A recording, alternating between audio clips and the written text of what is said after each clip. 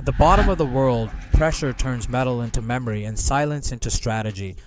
In 2020, China's Fendouzhe touched 10,909 meters at Challenger Deep, where light dies and reputations are made. But that was only the beginning. Reports now describe plans for a permanent seafloor station at 2,000 meters, a place where scientists could live for a month beneath crushing pressure. At the same time, a deep-water energy base called Hainan is already feeding China's grid, proving the ocean is not just a laboratory but also a source of leverage. And with UN-backed exploration rights for seabed metals, China's footprint spreads into oceans most nations cannot even reach. So, is this pure science or a blueprint for influence? Stay with me as we unpack the plan. What you're about to see is not just a list of projects, but a chain of moves designed to turn the ocean into power. We'll uncover 5 pillars, each one striking on its own, but together they tell a story the world cannot ignore. First, the Hadal Edge, where China's submersibles dive deeper than almost anyone else. Second, the undersea station, a bold vision of people living and working 2 kilometers below the waves, a place once thought impossible. Third, a deep water energy giant called Hainan, already pumping gas to the grid from beneath the waves. Fourth, the hunt for seabed minerals, with rights granted by the United Nations in areas rich with metals for the future. And fifth, the creation of a deep-sea hub in Hainan, where science, industry, and ambition collide. Each one is impressive alone, but together they form a strategy that could reshape global influence.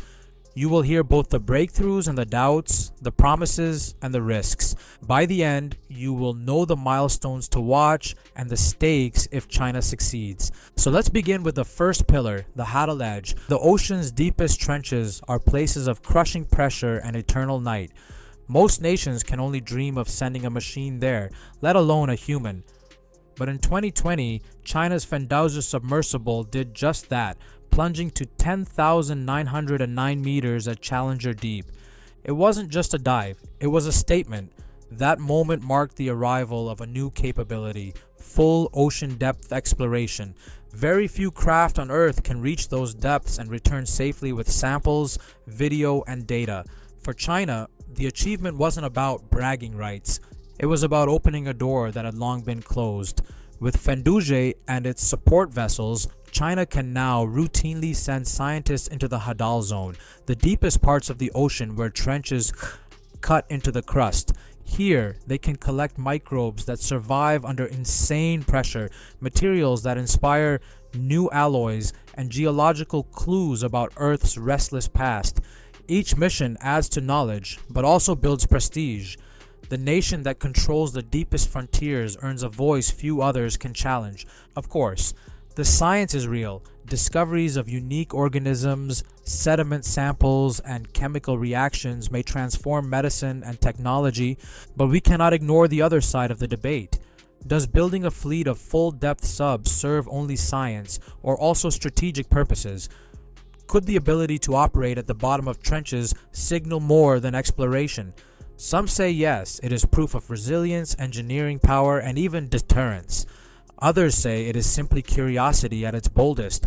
Whichever you believe, one thing is clear. The Hadal Edge is no longer a blank space on China's map, and the lessons learned at 10,909 meters will feed directly into the next ambition, living not just hours, but weeks beneath the sea. That brings us to the boldest vision yet, the undersea space station. Imagine living 2 kilometers beneath the waves. No sunlight, only darkness, no open windows, only thick walls holding back the crushing weight of the sea. For most of us, it sounds like science fiction. For China, it is a blueprint. Reports describe a permanent undersea station anchored at about 2,000 meters. It could house up to 6 scientists at a time, each mission lasting around a month. Inside, they would run experiments, monitor the environment, and map the seafloor in ways no surface ship could match. The target date is around 2030. If it succeeds, the seabed will shift from an occasional destination into a permanent workplace. Why attempt such a feat? The reasons are both scientific and strategic. A base on the seafloor allows continuous research instead of short visits. It prepares engineers and crew to live in hostile environments, testing systems for survival and long-term operations. It also creates a constant presence in waters where presence itself carries weight. Here is where the debate begins. Critics argue the cost will be massive. Life support, power, and crew safety would require relentless resources. Others warn that turning the seabed into real estate could heighten tensions in contested regions. Some even suggest it could move closer to surveillance and military applications rather than pure research. Supporters see it differently. They believe this is how breakthroughs are made, by daring to stay where others only pass through. They argue that medicine, material science, and climate research could all benefit from a continuous presence. And just like space stations orbiting Earth, an undersea station could inspire a generation to view the abyss as a new frontier of possibility. Whichever side you take, the ambition is undeniable. China is preparing to make life under the sea possible for weeks at a time. And that ambition connects directly to the next pillar, because China already has an ocean platform producing energy at extraordinary depths. Far from shore, in waters nearly a kilometer deep, a massive red and white platform rises above the waves. This is Shanghai 1, also called Deep Sea Number 1, China's first ultra-deepwater energy base. It is more than steel and pipelines. It is proof that the ocean can power a nation. Shanghai 1 began production in 2021 and Phase 2 came online in late 2024.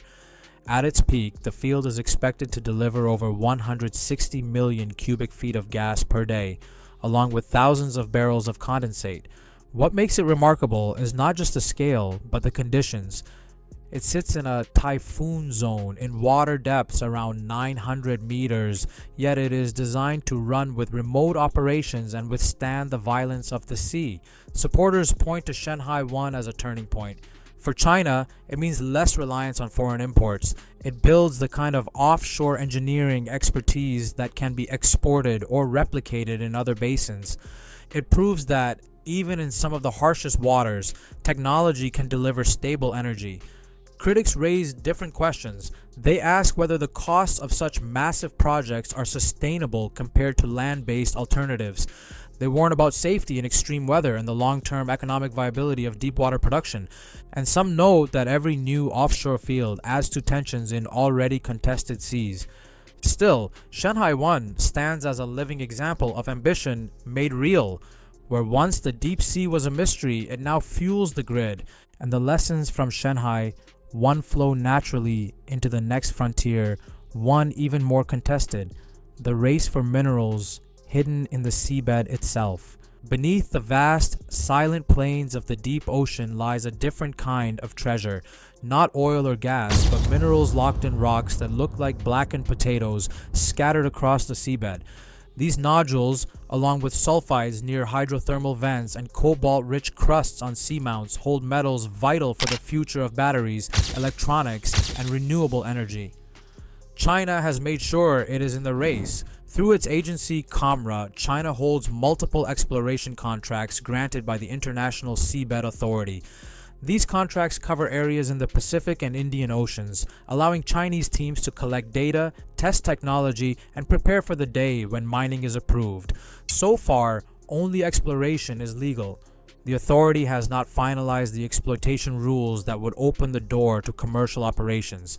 That delay has created a global standoff. Supporters argue that deep-sea minerals are essential. The world's shift to electric vehicles, wind turbines, and advanced electronics will demand cobalt, nickel, and rare earths at scales land mining may struggle to meet. They point out that with careful regulation, deep-sea mining could supply these materials without the human costs of terrestrial mines.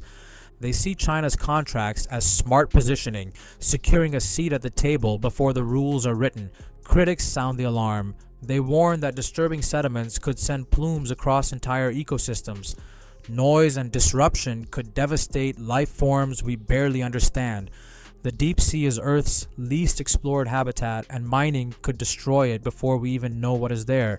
They also argue that governance is too weak, with enforcement unclear and environmental safeguards not yet proven. This is the dilemma. On one side, the promise of metals that could fuel a clean energy revolution. On the other, the risk of damage to a world still largely unknown. For China, staying active in exploration means being ready for whichever path the world takes. And readiness is not only about ships and licenses, it is also about building an entire ecosystem of science and technology to sustain the push.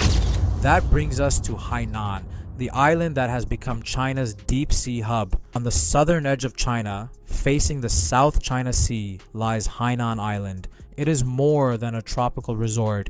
It is the command center of China's deep sea ambition. In the city of Sanya, the Institute of Deep Sea Science and Engineering stands as the backbone of this effort. Here, submersibles are tested, crews are trained, and new technologies are pushed from drawing board to reality. Nearby, Yazhou has been transformed into a purpose-built science and technology city. It brings together universities, research labs, and private companies, all focused on ocean engineering. This clustering is no accident. By concentrating talent and facilities in one place, China shortens the time between an idea and its deployment at sea. New submersible parts can be designed, built, and tested without leaving the island. Graduates from nearby universities feed directly into the labs and companies working on the next generation of ocean systems. And visiting international scientists see firsthand that China intends to lead in this space. For critics, this is a sign of over-centralization and a costly gamble on a niche sector. For supporters, it is a smart play. Create a Silicon Valley for the ocean, and innovation will follow. Hainan is not just about research, it is about building an ecosystem that sustains the other four pillars. Without it, the dives, the habitats, the energy bases, and the mineral licenses would struggle to hold together. With it, China has a launch pad for every deep sea project to come. And when you place these five pillars side by side, the outline of something larger comes into view. It is not just technology, it is strategy, it is the building of a power stack. When you step back and place all five pillars side by side, a pattern emerges. It looks less like a collection of separate projects and more like the layers of a single strategy. Think of it as a power stack built from the seabed upward. At the bottom is access. The ability to reach the Hadal zone with subs like Fendouzhe proves China can go where others cannot. Above that is presence. A planned undersea station would turn short dives into month-long missions, making the extraordinary routine. Next is energy. Shanghai 1 shows that the deep ocean can fuel a nation's grid and reduce dependence on foreign suppliers. Then comes materials. By securing exploration rights through the International Seabed Authority, China positions itself to claim critical metals if and when rules allow. Finally, at the top is innovation. Hainan serves as the hub where science, training, and industry are fused into an ecosystem. Supporters see this as a master stroke. Each layer strengthens the next, creating resilience that few other nations can match. They say it is not only about research, but about securing energy, resources, and influence for decades to come. Critics see a different picture. They argue it is an expensive gamble that risks sparking mistrust and damaging fragile ecosystems. They ask whether billions spent on deep-sea ambition could be better used on shore, and they warn that mixing science with geopolitics may close doors rather than open them. Both views matter, because if this power stack holds, it could reshape not just oceans but global influence. The question is not only what has been built, but what comes next. And the milestones ahead will reveal how far this strategy can really go. If you want to track whether this strategy succeeds, there are a few milestones to keep your eyes on. First, the undersea station. Watch for signs of prototype modules being tested, crew training programs announced, or permits granted for a permanent site. Each step will signal whether the 2030 target is realistic or slipping further away. Second, Shanghai 1. By 2025, it is expected to hit peak production. Reports of storm season performance and reliability will show whether the platform can truly withstand the brutal conditions of the South China Sea. Third, the International Seabed Authority. Every council meeting matters. Drafts of exploitation rules, environmental assessments, or new contract approvals will reveal how close the world is to opening the door for commercial seabed mining. Finally, Hainan. Announcements of new laboratories, expanded test ranges, or international partnerships will show how fast the deep sea hub is growing. These milestones are not just technical checkmarks, they are signals of how quickly ambition is being converted into power. And as we line them up, they bring us back to the central question: if China succeeds, what does it mean for the rest of the world? We have followed China from the Hadal depths to the vision of a seafloor station, from energy platforms to mineral contracts, and into the laboratories of Hainan. Each piece is striking on its own, but together they form a strategy that could alter the balance of global power. The question is simple yet urgent. Is this the dawn of a new age of discovery, or the start of a high-stakes gamble that risks both money and the ocean itself? Will these projects lift science to new heights or spark tension and mistrust in already contested waters? Now I want to hear from you. Do you believe the world should welcome these leaps in exploration, or should it demand caution before the seabed becomes another battlefield? Leave your thoughts in the comments, because this debate will shape more than just science. If you found this deep dive valuable, make sure to subscribe and join us for the next story from the hidden frontiers of our planet. Because the ocean is not only Earth's last frontier, it may also be the next stage of power.